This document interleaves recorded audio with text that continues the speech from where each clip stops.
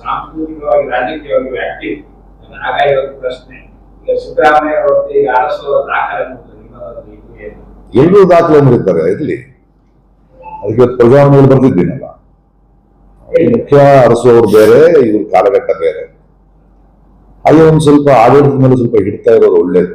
ತುಂಬಾ ಆಪ್ತ ವಲಯದ ಮೇಲಿರೋ ಭ್ರಷ್ಟಾಚಾರದ ಆರೋಪಗಳು ಮುಖ್ಯಮಂತ್ರಿಗಳಿಗೆ ಶೋಭೆ ಅಲ್ಲ. ಅದನ್ನೆಲ್ಲ ಒಂದು ಸ್ವಲ್ಪ ಸರಿ ಮಾಡಿ ಒಂದು ಸ್ವಲ್ಪ ಪಾರದರ್ಶಕವಾಗಿ ನಡೆಸಿದ್ರೆ ಒಳ್ಳೇದು ಅನ್ನೋ ಆಶಯನೂ ಇದೆ. ನಾನು ಬರೀ ಹೊಗಳಬಟ್ಟ ಅಲ್ಲ, ಪ್ರಶ್ನೆನೂ ಕೇಳ್ತೀನಿ ನಾನು.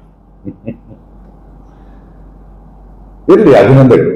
ಒಳ್ಳೆಯ ನಾಯಕರು, ಅಹಿಂದ ನಾಯಕರು. ನಾವು ರಾಜಕೀಯ ಪಕ್ಷ ಅಲ್ವಲ್ಲ, ನಾವು ನಿರಂತರ ವಿರೋಧ ಪಕ್ಷ.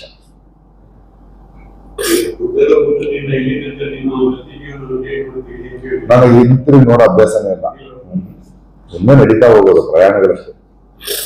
ಆಯಾ ಕಾಲಘಟ್ಟದ ಪ್ರಯಾಣ ಆಯಾ ದಿಗಂತಗಳಿಂದಾದ್ಮೇಲೆ ಇನ್ನೊಂದು ದಿಗಂತ ಕಾಣಿಸುತ್ತೆ, ಇನ್ನೊಂದು ದಿಗಂತ ಕಾಣಿಸುತ್ತೆ.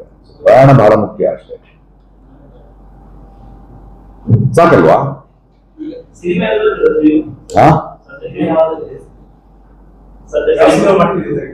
ಈಗ ಎಷ್ಟು ಸಿನಿಮಾಗಳು ಮಾಡ್ತಾ ಇದ್ದೀನಿ ಅಂತ. ವಾರಣಾಸಿ ಮಾಡ್ತಾ ಇದ್ದೇನೆ ರಾಜಮೌಳಿ ಅವ್ರದ್ದು. ಫಾದರ್ ಅಂತ ಒಂದು ಕನ್ನಡ ಸಿನಿಮಾ ರಿಲೀಸ್ ಆಗಿದೆ. ಮತ್ತು ದಕ್ಷಿಣ ಕನ್ನಡದ ಹುಡುಗರಿಂದ ನಿರ್ದಿಗಂತ ಒಂದು ಹೊಸ ಸಿನಿಮಾವನ್ನ ಪುರುಷಾವತಾರ ಅಂತ ಪ್ರೊಡ್ಯೂಸ್ ಮಾಡಿದೆ. ಅದರ ವರ್ಕ್ ನಡೀತಾ ಇದೆ. ವಿಜಯ್ ಅವ್ರ ಸಿನಿಮಾ ರಿಲೀಸ್ ಇದೆ.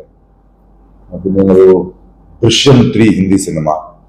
ಹೀಗೆ ಕೆಲಸ ಅದ್ರ ಪಾಡಿ ನಡೀತಾ ಇರ್ತದೆ. ನಟನಿಗೆ ಎಲ್ಲ ಭಾಷೆಗಳಿದೆಯಲ್ಲ, ಬೇರೆ ಬೇರೆ ಭಾಷೆಯಲ್ಲಿ ಕೆಲಸ ಮಾಡಿ